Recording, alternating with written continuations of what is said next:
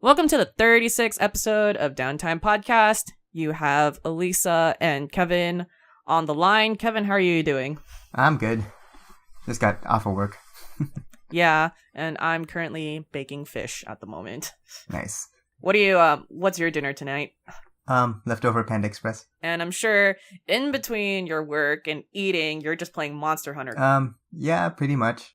Which came out officially last Friday, and this podcast is being recorded on a Tuesday, so a few days after it came out, and yeah, the hype is real, and I've actually been living vicariously through all of these people posting videos. So it's like I have it too. Yeah, it's been good. It's I'm not that far into the game, but I've made it to the point where it's starting to get harder, so taking my time and getting more gear. What's the how much time have you spent actually playing the single player versus the multiplayer? I'm not sure. It's been kind of half-half. What they changed about this entry is before the single and multiplayer there was a definite split. Like you had the story mode, which was only single player. And then you had a totally separate set of quests that were multiplayer. Okay. But this time they combined them all. It can be either. All the story quests can be played multiplayer.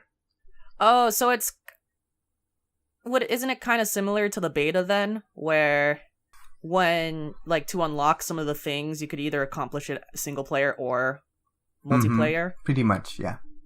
Got it. Yeah, the only limitation is that for the story quests, if you haven't seen the cutscene that is associated with the quest yet, then you can't take other people with you. You have to wait till you see the quest and then invite people. You have to wait till you see the cutscene and then invite for multiplayer. Oh, okay. So everyone has to have passed that point. Yeah. That definitely gives more incentive to actually go through the storyline then, and it's like everyone's doing it together. Okay. Yeah. The only issue is if you are trying to do it together, it's a little clunky. It works, but you have to kind of going back and forth a little bit because you have to start the quest and then exit out and then start it again because to each quest there's a point where you see a cutscene. So you have to make it past that point, and then leave the quest and invite everyone back in. That I can see where that gets annoying. Yeah, a bit. But once you get past all that, then it gets a little bit more smooth from there. There's still an issue of I don't really have much of my friends list isn't that long on my PlayStation, so I usually haven't played much online. So I don't know how you would add someone from your friends list into your session easily. They still have the code thing. I'm not exactly sure how easy it is to invite a specific person into your session. Are a lot of your friends playing it? I don't know anyone else that's playing it right now. So I'm officially debating whether or not I'm gonna get the digital copy for my birthday as a birthday gift to myself. I haven't decided yet. Yeah. So tempted right now. Well, how are you doing with Neo? Neo? So, if we want to go there, I'm probably not that far at all because that game is really kicking my ass and it's almost discouraging to a point. I play Neo for, I want to say 2 hours, 2 or 3 hours once a week. Got it. And Nier Automata, I'm completely invested in it, so that's what majority of my time is put into. I see. Yeah. The only reason why I ask is because the game does get hard too. I guess the only difference is there's more of a learning curve somewhat. Oh yeah. I mean, that is why you see I can understand that because it's going to get hard, but they actually have a practice mode for you where you can test out all the weapons and you can even upgrade your weapons. I mean, granted, you can upgrade your weapons in Neo as well, but I don't know what the learning curve of that game is, to be completely honest, because every time I feel like I get it, I don't know, something happens and kicks my ass. Yeah, I guess the good thing about Monster Hunter is, one, you could get help from other people. I don't know if Neo has that. I don't know if Neo has it, and I have gotten no help so far in general. Oh, because I know Dark Souls, you could get help from people. Okay. I haven't. Conversely, people could also invade your play session and try to kill you too, so it gets interesting. Oh, that sucks. Oh yeah, it's so with Neo, the only network feature that I've seen so far, because I to be honest, I haven't even actively sought a multiplayer in that game yet, so who knows if that has multiplayer. It probably does, and I'm just ignorant. But sometimes what will happen is you'll pass by the body of someone who's of a player who's died in that same spot, and then you'll see how they died. Yeah, and you can activate that, and it's activated as a quest. So you can choose to fight that player, and if you beat that player, you get all of their stuff. Yeah, so that's how it works in Neo. So I guess it's a little different than Dark Souls. How are you in like when it comes to Monster Hunter World, when you say that it gets harder, how are you coping with that? Is it like because you said it's a learning curve, is it like an impossible learning curve, or it's one of those things where it's practice makes perfect? You'll eventually learn how not to get hit. Yeah. You because each monster, they'll have a tell, like they have some telegraphs, so you can know when to get out of the way. Because I haven't failed a quest yet. Damn! Look at you, Kevin. But like I said, I'm not that far. I'm still in the low rank missions. I haven't reached high rank, and also like I kind of researched the monster ahead of time to make sure I'm like not going in and wasting your time. Yeah, like say if it's a fire monster, I'm not gonna go in with armor that has negative fire resistance. I'm gonna make sure So that makes it plays a big part in how you like making sure you have the right armor and right weapon to complement what you're gonna fight. I'm assuming that in the real game, all the battles are still like 20 minutes, like 15-20 minutes or so. Roughly, yeah. Like most of the solos I've been doing, like the first time solos, like I get like 20 to 30. Yeah, it depends on the first few hunts are probably like 5 to 10.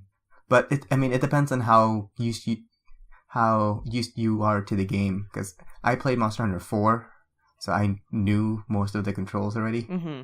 If you're a new player getting into the game, then you can easily, that's where like some of the monsters, you'll definitely hit walls earlier. Yeah.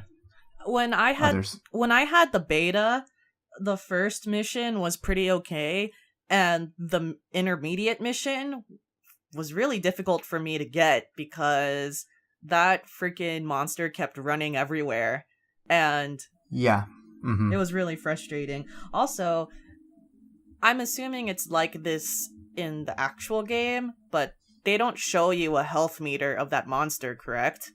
No, there's no health meter. Yeah, you see this? Man, that tripped me up a lot. The only time you have to like look at the monster and see if it's limping or not. Yeah, exactly. That's the easiest way to tell when it's about to die. Yeah. But yeah, it's like so that intermediate monster, that's like the 4th or 5th quest. Okay. I think I'm on like the 8th or 9th already. But that's not that's still only maybe like a quarter of the story probably. The story, because I'm watching a lot of the playthroughs right now, and it's just about your character who joins the commission, and you're just fighting monsters, right? Yeah. That's it? Yeah, the Monster Hunter is not known for telling a story. Yeah, that's what I know. Yeah, that's pretty much it. They're trying to investigate this monster, and it's just kind of basically fighting one monster to the next. Got it. But yeah, no one's playing Monster Hunter for the story, basically. Oh, I want to play with people and fight monsters and be the best. So, I know the game is not on Switch, but Monster Hunter 4 was actually on 3DS, right? Yes. So, interestingly, there was Monster Hunter 4, and then after that came Monster Hunter Generations. So, interestingly enough, the Japan version for Monster Hunter Generations got a Switch version. Huh. But that hasn't come out that hasn't been localized. Okay. There's supposed to be a PC version of World coming out eventually. Okay. And then I'm assuming it's going to come out on Switch eventually too. I have no idea. Oh. There hasn't been an announcement of that. If anything, they're going to get the Generations version. That's a little odd to me if it was already on Nintendo before, but whatever. Yeah, because it started on I think it started on the PSP and like on Sony consoles and then moved to the 3DS. And then this is the first time coming back to console since the Wii and a Sony one at that. So I know that if you get the Sony one, there's something Horizon Zero Dawn-ish that you can get out of it. So what exactly is that? There's a special quest where you can, in short, if you do the quest, your cat companion, your Palico, can get a armor that's looks like the Watcher, the robot from Horizon Zero Dawn. And then recently, they also unveiled their plans for a Street Fighter collaboration, where you could get armor to look like Ryu and Sakura. Okay. So that'll be coming out eventually too. That's cool. Overall, what do you think of Monster Hunter World so far? And how addicted are you to it? I like it. Coming from Monster Hunter 4, it feels very familiar. A lot of the monsters, even though they're new, they seem like not like knockoff, but they're I guess you can tell where they got inspiration from old other monsters from previous games. Sometimes they like combine movesets and such. But yeah, I'm still pretty early in the game. I'm still scratching the surface. There's a lot more depth that the game is gonna show as I get further in. Yeah, once you hit high rank, that's when the game really starts to open up in terms of like customizing your armor set and all that. How far? So right now everything's still pretty basic. Monster Hunter World is being widely getting positive feedback from everyone.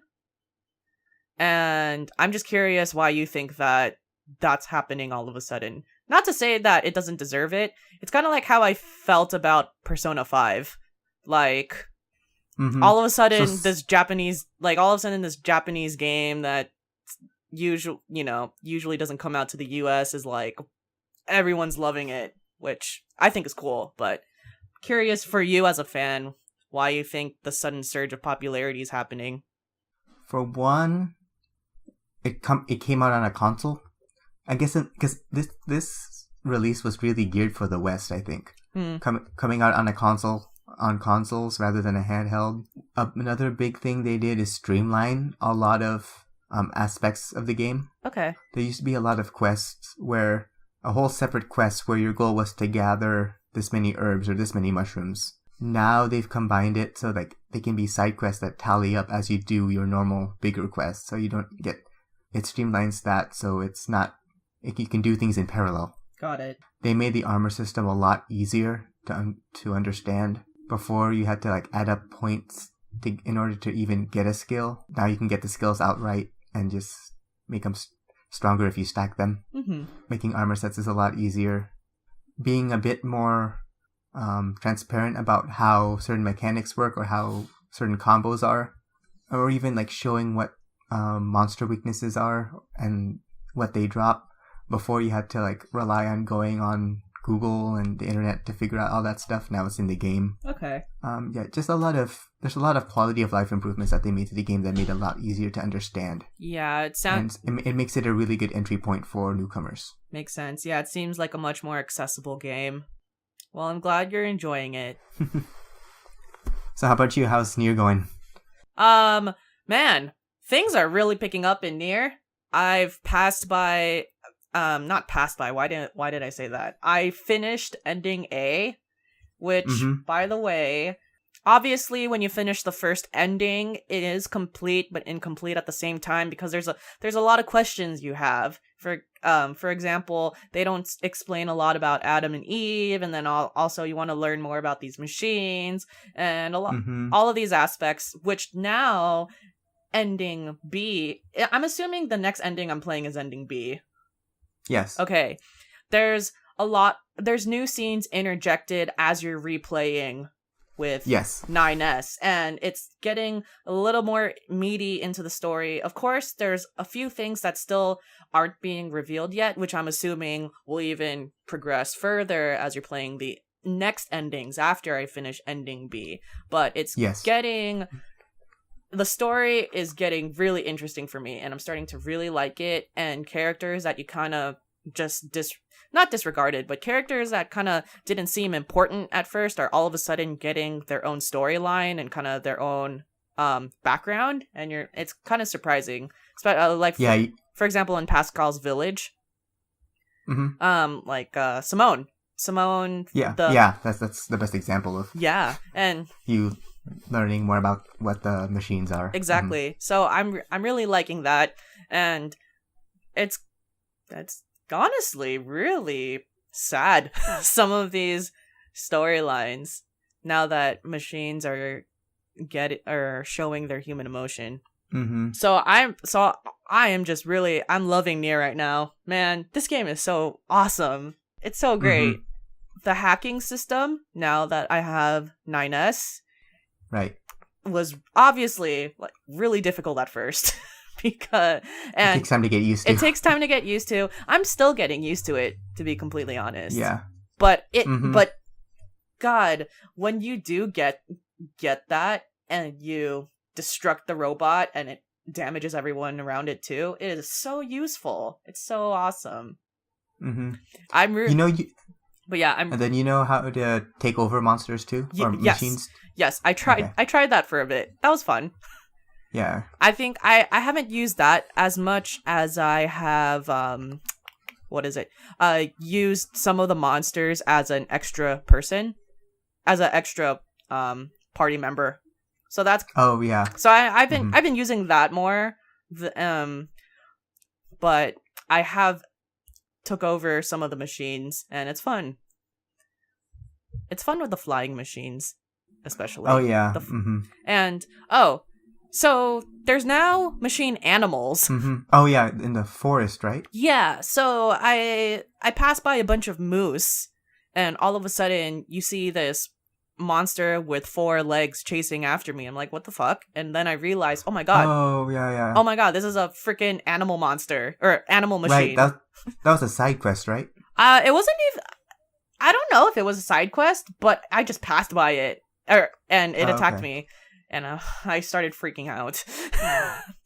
I think that might have been a side quest, or I can't remember. Maybe it is a normal machine, but okay. I remember there was a side quest that dealt with like a machine that was an animal. Oh, okay. Maybe I do know the location. It's really close to the resistance camp, so maybe I'll find that.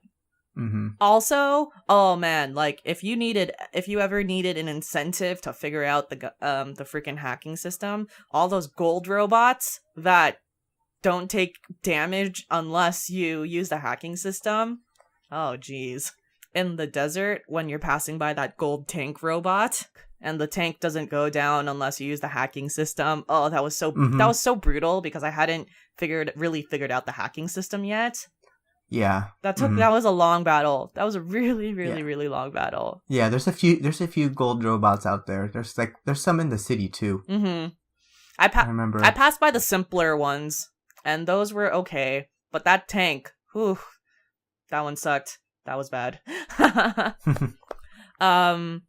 This is an awesome game. So, which led me, by the way, to look up some Nier Automata toys. Like, I want to buy some model toys. Because I think this game is really cool. I want to buy a machine toy. And okay. Platinum Games and Square Enix, like there are Nier Automata toys out there right now. But they're Square Enix and Platinum Games, they're going to release even more of them. Actually, I want to say spring of this year. Oh, really? Yeah, so I'm probably going to buy one for my own collection. So that's all I have to say about Nier Automata right now. So you're still on Route B? I'm still on Route B. And okay. I am farther though. I'm probably slated to finish Route B by the end of this, like actually Super Bowl, I bet. Oh, okay. Yeah. Route B is basically the same as Route A, except you just with 9S shoes. Yeah. Yeah. It's only after that is when you actually get to see what happens after. Yeah, sounds good. Mm-hmm. And that's when everything goes downhill. Oh my god, Kevin! I made a video about this, but I used to not like 9S, but now 9S is cool. I've accepted 9S as a part of Okay, that's good. Yeah. And I'm assuming that you're kind of forced to, because when I realized that you had to play in his point of view, I was like, oh shit, okay. I guess I guess I have to like this character. But I'm coming around to him. He's cool. I like him. Yeah. Yeah, by the end of Route B, you learn that he's Oh my he's important. Okay. He's important. Great. That's all. Sounds good. Oh god. Anyways. That's all those are all of my news about Nier, and that's actually really all I'm playing. I do have a question for you. Have you seen some of the videos for Dragon Ball FighterZ? No. I know it came out. Yeah, it came out last It came out the same day as Yes. Monster Hunter. Yes. So. And it's crazy how like some people they bought both of them, and I'm like, oh my god, that's like $120 right there. That's a lot of hours. Like Monster Hunter itself, you can spend hundreds of hours on. I know, exactly. Like I spent a long time playing, but haven't gotten very far just because like I'll repeat old quests and just play multiplayer and just mess around. Yeah. Because a nice feature in the game is like you can send out SOS flares if you need help. Oh, that's cool. So that's how you can get people to join you. So like I'll just join those quests, and when I need extra monster parts, that's actually really cool. I like that. Yeah, that's something new they added, that people can join your quest while you're in the middle of a quest. I like how it's a very team-oriented game. Mm-hmm, yeah. Anyways, I wanted to ask if you kind of like have seen footage about that game, because I've heard that the battle system is like Persona Arena. Oh, no, I haven't seen much outside of like the E3 reveal. Okay. And I haven't played Persona Arena much. I only played a little bit of it just because it was free on PS Plus. Okay. And I played a little bit of the story, but I never got close to finishing it. Got it. Yeah. I was watching a video about the battle system, and it seemed the most similar to that. And it does look really cool. I'm a fan of fighter games, and it looks fun. Like that's one of those things where if I bought it, I would buy it when it's on sale. Random question. You have seen Dragon Ball Z, right? Yeah, long time ago, but yeah. So I haven't watched the newest ones though. Oh, Kai? Super? Oh, what? What's that? What? Basically after Z, they're making more. Oh my god. Okay. Well, I didn't know that was a thing. Yeah, it started maybe like last year or 2 years ago. I see. So yeah, I knew. Yes, I have a whole new set of, well, not a whole new. Like there's still Goku and stuff, but yeah, they've expanded the universe past that. Got it. I know that there was a Dragon Ball Z Kai, which was abridged Dragon Ball Z. So that one without any of the filler episodes. Pretty much, yeah. Yeah. But they've made a completely new storyline that happens after Dragon Ball Z. Amazing. Okay. They did a really good job in matching a lot of the gestures and the art of the original TV show. Oh. Because you know how, like, a lot of things sometimes that are based off of the movie or based off of the TV show, the video game is still vastly different. I've read a lot of positive feedback. Dragon Ball FighterZ is very, very close to kind of Dragon Ball Z canon, so... Okay, so they stayed true to the material. Yeah, stayed true to the material. Gotcha. Yeah. This is probably a game that I'd probably go to round 1 or go to an arcade to play, but I don't know if I would buy it. I see. Yet, at least. I just wanted to touch really quickly on that. That's all I have, really, and Dissidia came out today. Right, yeah. Yeah, there's a lot of games that came out recently. Dude, these past, 7 days have been kind of crazy. Like, have you heard of Lost Sphere? Lost Sphere? Wait, fear or sphere? Sphere. No, I haven't. Have you heard of I Am Setsuna? Yes, what about it? It's basically, it's kind of a sequel to that. Like a spiritual sequel? I guess, yeah. I don't know if they're connected. I see. I think Spirit... But, I mean, they're both Square Enix games that are kind of, meant to, like a throwback. Okay. Got it. Because I watched gameplay and it kind of looked like Chrono Trigger. Wait a minute. And Hold on. The battle system at least. Yeah. Okay, never mind. I've actually seen I've watched trailers for this game before. It just kind of slipped my mind because I'm Googling the images right now, and I realized I've actually seen some playthrough already. Yeah, I saw like the trailers and stuff. Mm-hmm. Yeah, that came out last week too. Last week they announced that God of War is coming out in April. Oh, okay, so they set a release date? Yep. And then last week they also announced that Detroit is coming out in spring. That's like the Heavy Rain one, right? Yes, exactly. Okay. It's not a confirmed date yet, but it's coming out in springtime. I'm not sure what I'd play after Monster Hunter. Because you have Yakuza. Yeah, so I'm trying to finish Nier mid-February. Mm-hmm. I want to try to buy Yakuza 5, and you can, for the United States, you can only play Yakuza 5 on PlayStation 3. And for PS3, you can only buy it on the online store. Yep. Mm-hmm. Because I remember when you were talking about it with me before, I was like, oh my god, I'm going to buy the physical hard copy for it because, Yakuza's life. When I looked it up, I realized, oh crap, you can only get it on the PlayStation Store. Yeah, I have 4 and 5 on the PlayStation Store because it was a PS Plus free game. Yeah, way back when. Because I remember last time I talked to you, I wanted to see if you could transfer that game over to me, but then I realized it was through PlayStation Plus. Mm-hmm, yeah. So I actually, I might play Yakuza 5 to prep up for Yakuza 6 for fun. Oh, I see. For the funsies. Mm-hmm. If I do buy Monster Hunter World for my birthday, then we can play missions. Although you'll probably be a high rank by the time I get that game. So. The good thing is, if you want to help someone in low rank or like at the lower missions, you can, because everything's based on armor and your gear, you could use a gear set that's closer to that level. That way you're not like especially your weapon, so that way you're not coming in and just like one-shotting or yeah, makes sense. Because the most important thing is like you learn the monster's moveset, so you get used to it and you know when to get out of the way and when it's safe to attack, when it's not safe. It's like so far I've been doing all the story quests solo.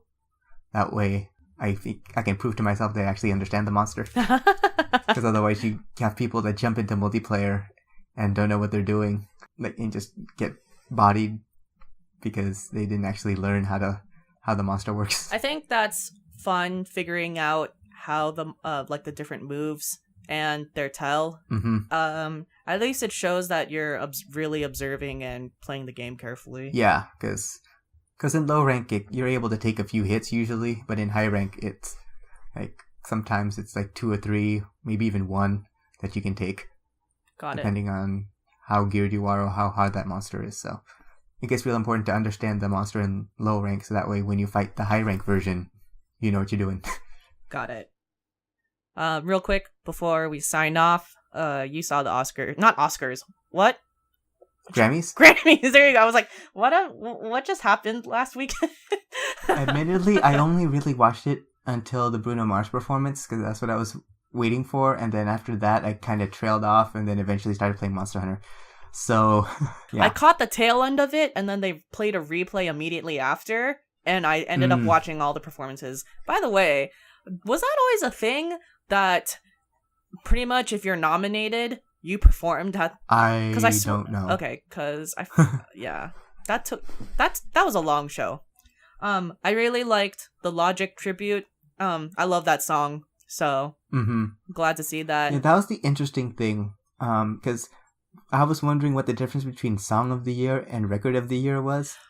I was really confused about that as well. So I went and looked, or me and my girlfriend looked it up, and so basically Song has to do with the lyrics, and Record has to do with the actual, like, recording, the sound of it itself. All of it put together. Well, I didn't know that. Like, I mean, I like Bruno Mars' song, but like that's what I like. I didn't think lyrically it had it over some of the other songs that were nominated. Yeah, because if you kind of like, I like to describe Bruno Mars as a very he's a chorus artist where he it's all about the hook a lot of times, which is why a lot of his songs are danceable and they're catchy. The one thing I will say is I'm shocked that I didn't realize this. Despacito didn't win anything. Oh yeah, it got nominated for a lot of stuff.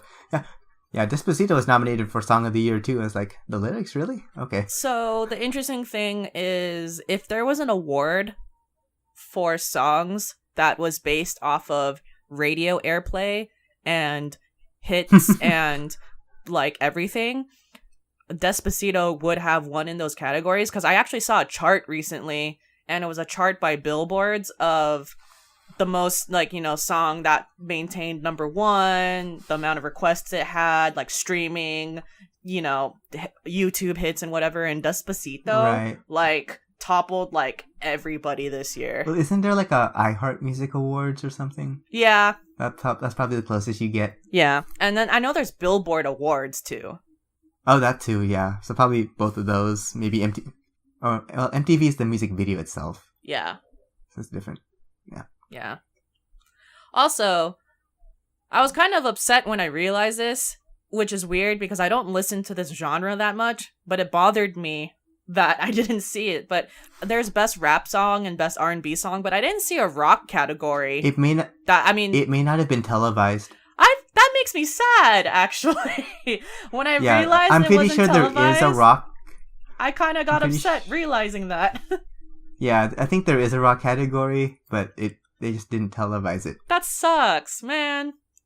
Yeah, because like I was scrolling through the list and they have like a whole bunch of categories. Damn. You know? Like even classical.